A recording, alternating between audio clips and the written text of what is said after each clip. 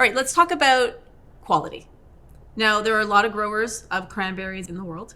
Why would somebody want to buy, a buyer want to buy from Friedor? Well, because these companies are leading the industry in terms of the farm-to-table story. They're vertically integrated, meaning they control the supply chain from beginning to end. So they're growing it, then they're from the planting of the processing seed it. to harvesting, all right, to processing, to milling and drying. All right, they're touching the cranberry every step of the way.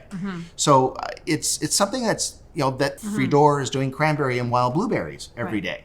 So Stephen, there are a lot of cranberry growers in the world. What makes Friedor different than anybody else out there? Why should we be buying their products?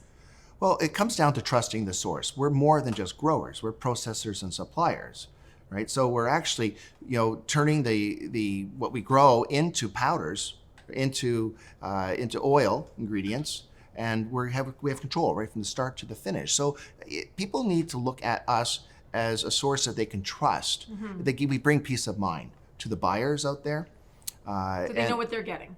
Consistently, Yeah, and we don't, and that's from lot, right? This is what we take great pride in, that we're able to deliver this consistent quality.